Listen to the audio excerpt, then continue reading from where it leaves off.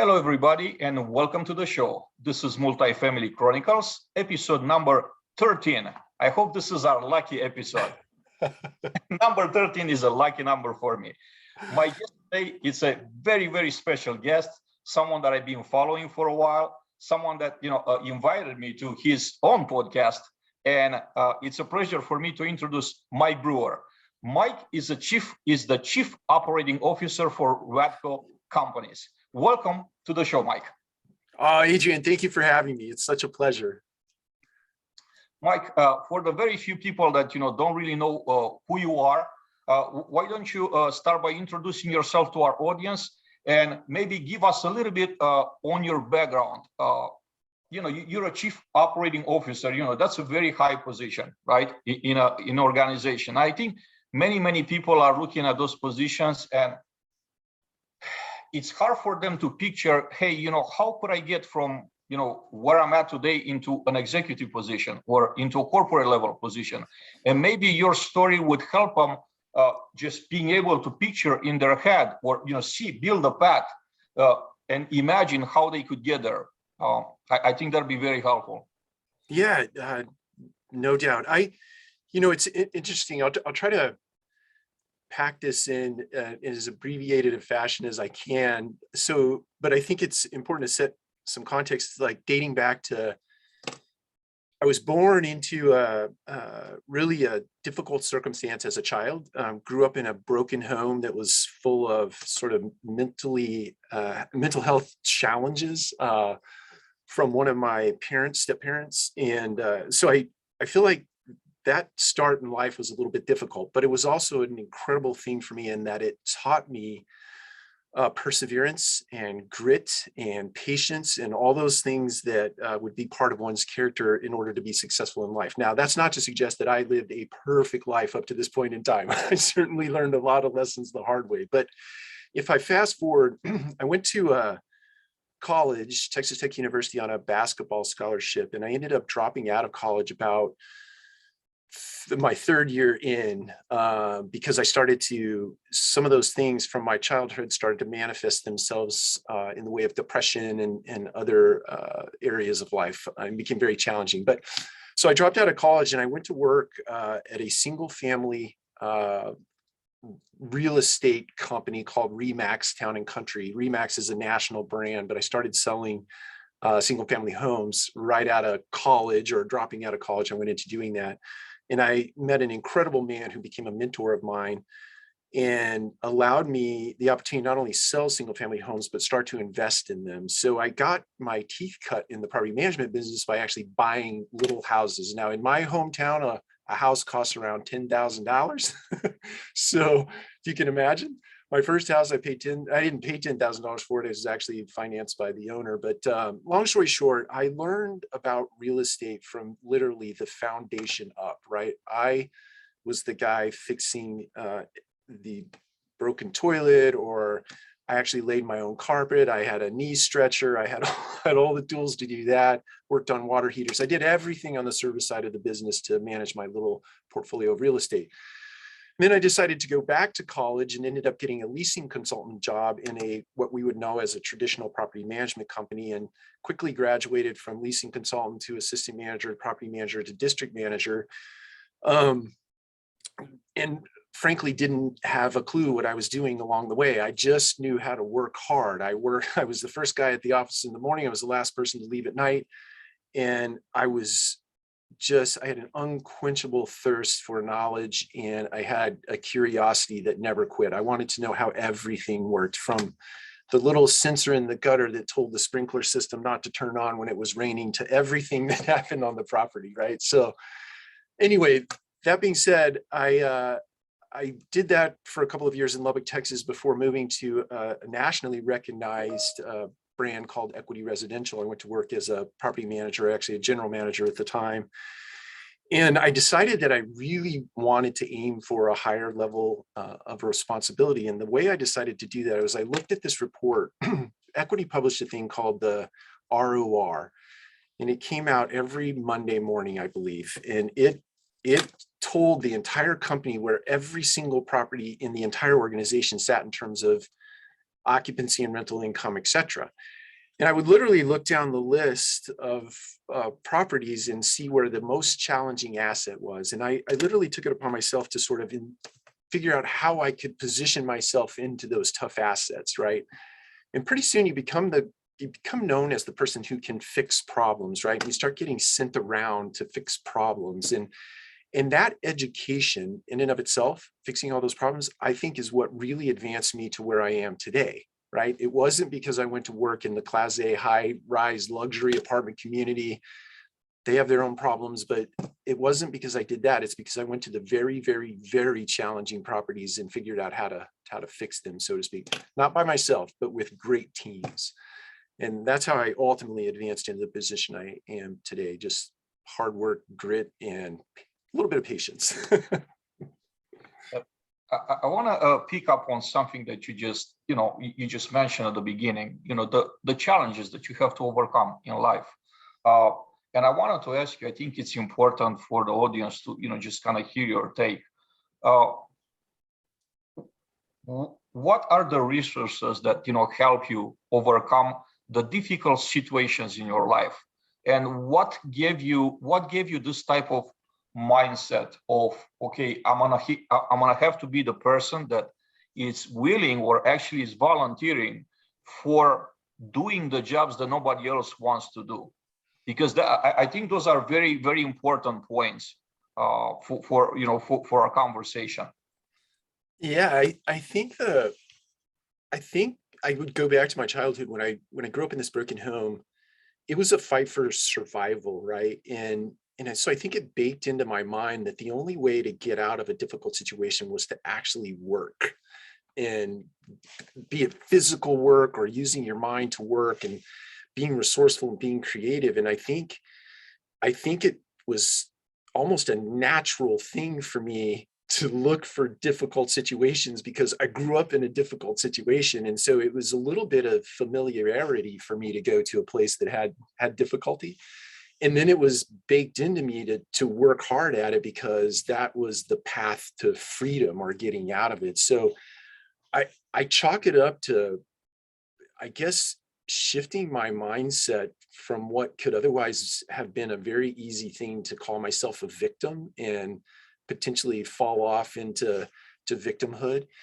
But I wanted better for my life, right? And I saw all around me the fruits of real estate, especially in the way of my mentor. I think the mentor was really the catalyst for me. I saw all the fruits of his labors in the way of, being able to live in a nice home, not in an overly expensive house, but a nice home, driving a nice car, interacting with nice people. And I thought, I can do that, right? It's going to take a little more time for me probably, and I'm gonna have to work really hard at it, but I'd like to have some of that, those fruits of life. And so his mindset shift for me, probably catalyst was the mentor that was in my life at the time and still is to this day. One other thing that I want to pick up on, you mentioned that equity, there was a report that was presented weekly, right? They had everything you wanted to know about an asset and how the asset performs. So this brings me to my next question, KPIs. KPIs, how important are they in helping an organization becoming a top organization and actually grow and actually become very successful? What's the importance of having KPIs? In my mind, there are a handful of things that are very important to a successful outcome, and I think KPIs are a piece of that. And the KPI, somebody taught me a long time ago, you have to measure what you want, right?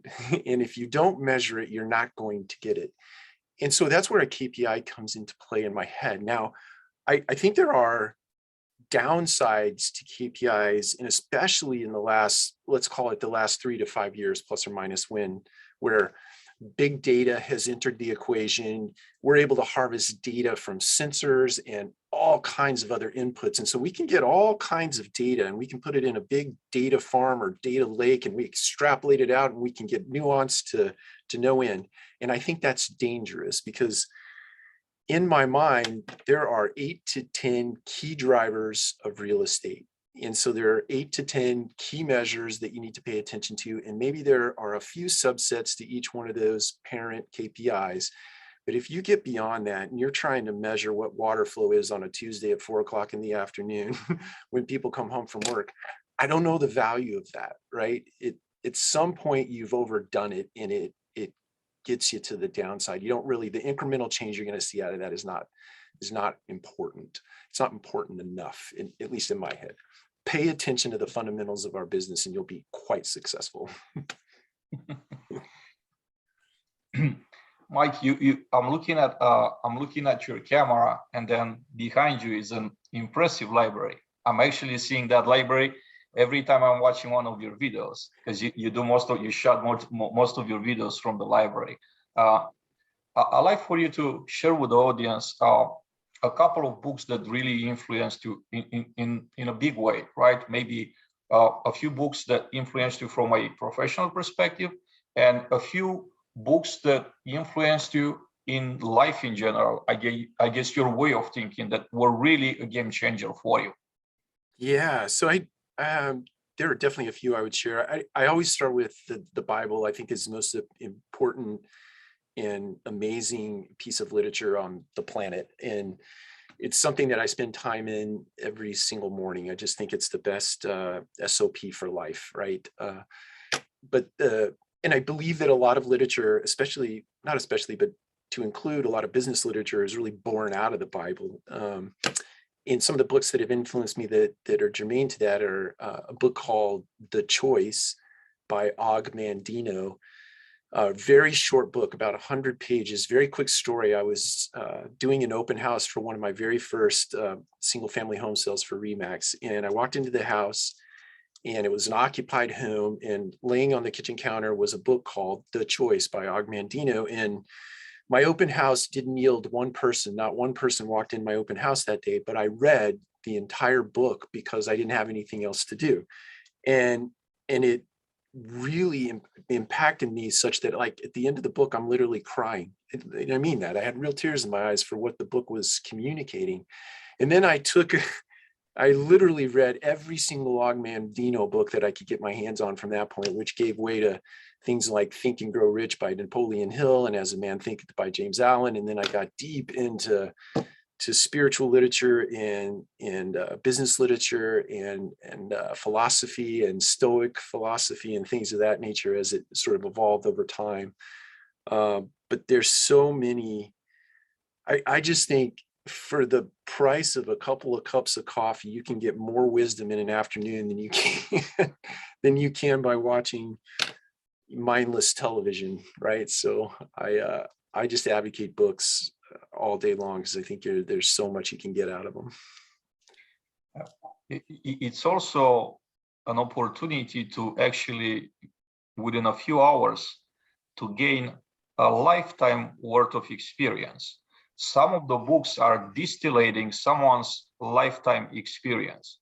So if you read a book, you could possibly live through that book someone's life experience. I don't know how many things are more powerful than that, really. I agree. I think you can take, it's an abbreviated version of what somebody took 40 or 50 years to learn. You can save yourself the time and the mistakes that you might otherwise make in the course of 2 hours, right? I do think it's important to say, for whatever this is worth, and many people have said this to me, and I believe it, it's been hard for me, but sometimes you have to put the books down and you actually have to go to work, right? Because you can really get caught up in procrastinating, and you can learn a lot. You can put a lot in here, but it doesn't mean anything until you start putting it into practice. That's it. Execution. Get to the execution part. The That's practicality. right. The practicality.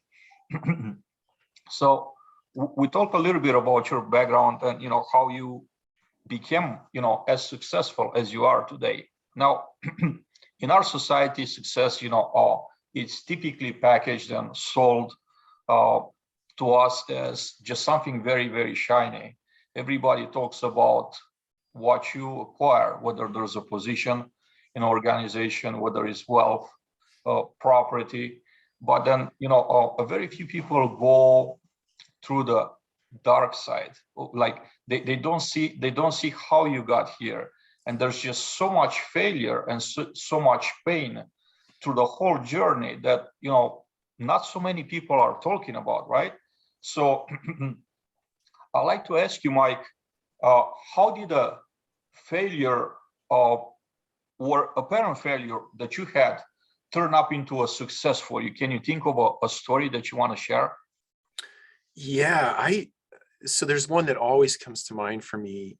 And I'll lead by saying that I think if you're able to get yourself in the mindset of understanding that out of every failure comes a success, or a lesson, right, that leads to success. I think on the downside of any adversity are the seeds of greatness, so to speak. And so I can tell you, when I worked at Equity, I had the position of general manager, and 5 times I applied for the position of area manager, which was the step above me. 5 times I applied for that position, and 4 of those times I was told no.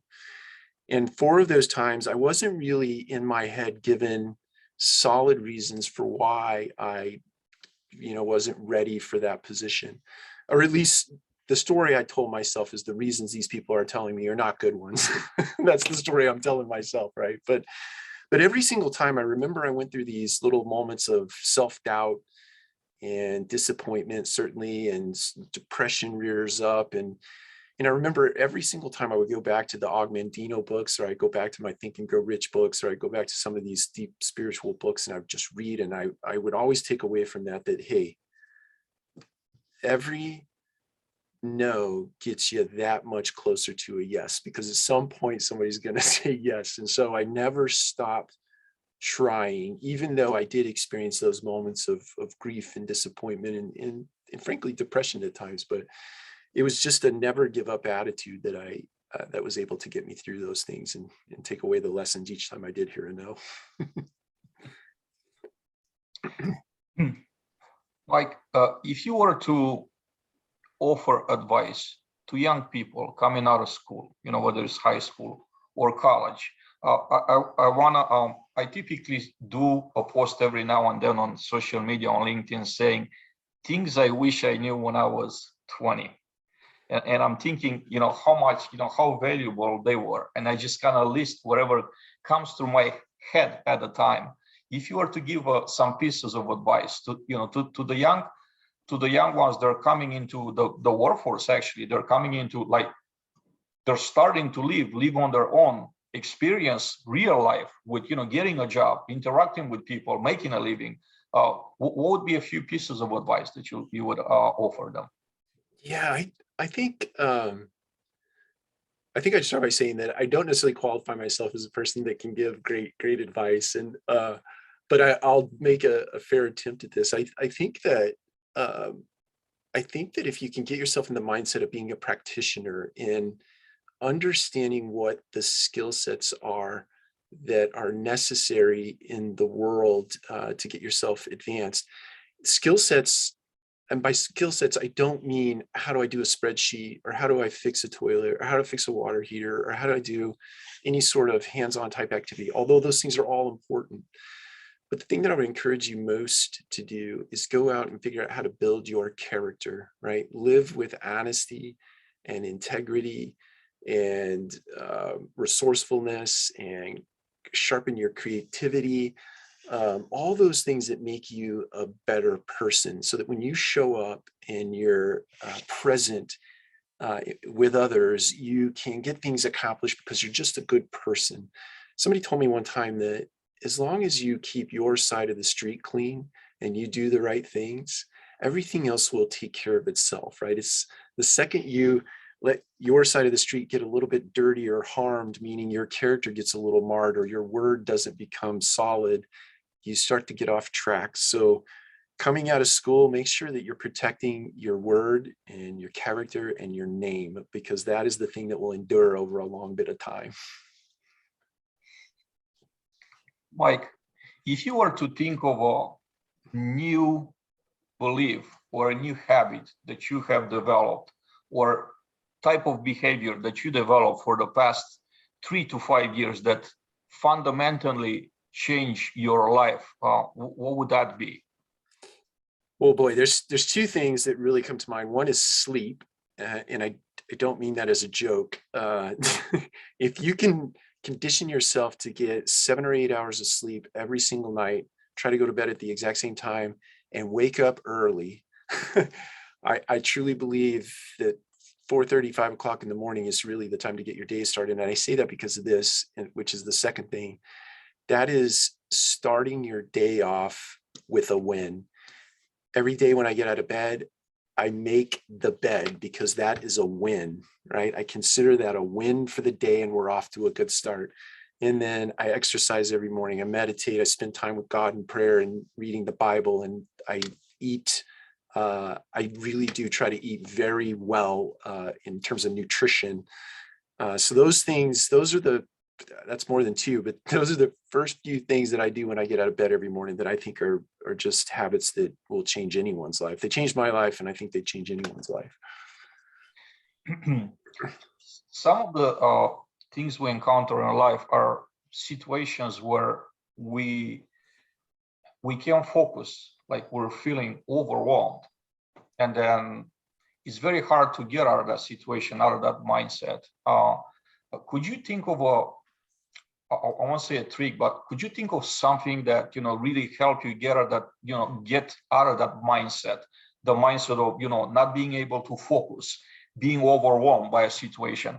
What are the things that help you getting out of that mindset and get back on track?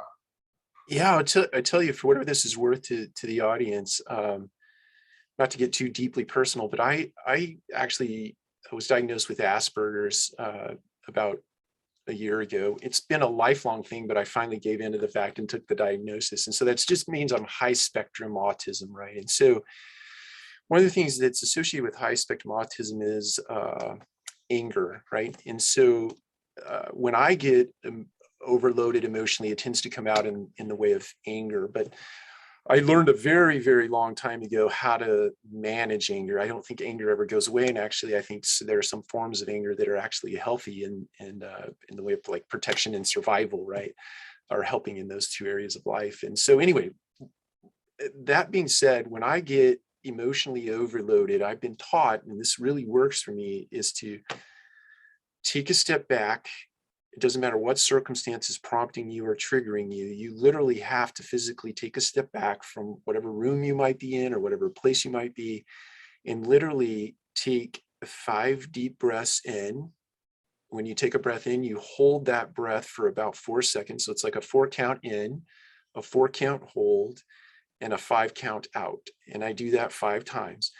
And when I do that, it helps get this cortisol level in my mind that's going off, right? It gets that chemical back in balance so that I can actually re-enter a conversation that might be triggering to me or overloading to me. So I think that works for anything that might cause you to go off the rails. If you just take a time out, sounds kind of juvenile, but give yourself a time out, go over, stand in the corner and do some breathing, and then you can come back to a situation. I think the biggest challenge is really how to find that self-control to tell yourself, I need to take a deep breath. That's right. Because in all reality, like we've all been in situations where, we've been mad, we've been angry, and someone else will say, you need to calm down. So how many times did you see a person calm him down when someone tells them to calm down? It never happens. It never happens. It's actually the opposite. It's kind of like fueling the fire, right? That's right. Putting gas on a fire. So very, very true. Hopefully everybody that's watching us, they're gonna find that resource right there to just say, okay, I'm gonna have to take a step back and take some deep breaths and then get back to a calm state. Yeah, it's perfectly acceptable to give yourself permission to do that. It's a much healthier way of living life for sure. Mike, I would like to I would like to touch on a few multifamily industry related topics. And Great Resignation is something that everybody is talking about nowadays. Now, it's a phenomenon that I think is being accelerated by by COVID, but we've been going this path for years. Like what COVID did was really to just accelerate the process, and then here we are today. I wanted to say that I see this, of course, as a challenge for all organizations, because it's very, very hard to to keep even a core group of people to run the business, not to say fully staffed. That's kind of like a pipe dream right nowadays to say we're fully staffed. Nobody even hopes anymore for that. So I wanted to ask you to touch on what do you think that really led to this phenomenon, to the situation that we're in, and then how do we take this as an opportunity, and a few ways that you think we could overcome as an industry in general? Yeah, this is a topic that, as you well know, is near and dear to my heart, because we talked about it when we were on the other podcast. But if I were to sort of narrow this down to what was the catalyst or the cause for where we are today, I'd have to go back like 10 or 15 years ago with the advent of the internet and then ultimately social media. And I believe, and it's not to blame social media necessarily, because I think the advent of the internet and social media is just really a sort of an extension of human nature.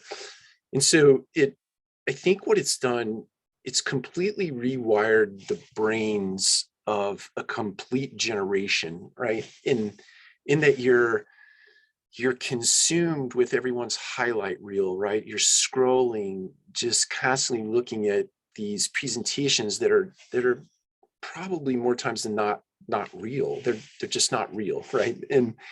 But your mind gets into this reality, or it sort of presents this reality. You start telling yourself a story that you can live a life like that, right? And so you see these things, you scroll nonstop, you decide in your own mind that you don't need to work that hard, because look at all these people over here who are making big bucks on YouTube or big bucks on Instagram because they're influencers. And so you sort of get wound up in all of that, right? Or we all become subject to it. I've been guilty of, I pick up my phone and I scroll, next thing I know, it's like an hour is gone, right? And so it's like, and so I think that sort of started the whole sort of momentum of, I don't need to work that hard anymore, and sort of manifests itself in the way of like this entitlement of, I'm not going to blame the entire generation for feeling entitled, but I do think there is a big percentage of people out there that just feel entitled. They feel like they don't have to put in the reps. If you hire me today as the asset manager, I should be the vice president, in a week.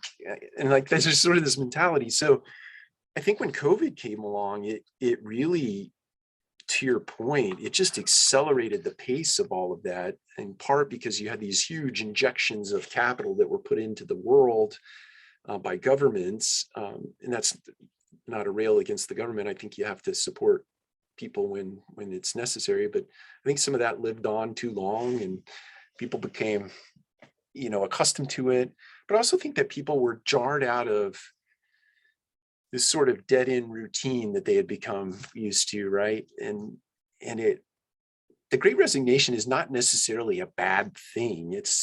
It's really given a lot of people the opportunity to wake up, take a look at where they are today, and decide whether or not they want to continue to do that. And I think it's a good thing for them. I also think it's a good thing for organizations, because if you have somebody that is discontent and not excited and doesn't want to be there, then they shouldn't be there, and you don't want them there, right?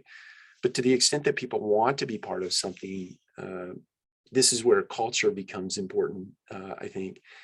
if you've created a culture and an ecosystem that it really enriches people and supports people and celebrates them and picks them up when they've been beaten up by life, then I think you're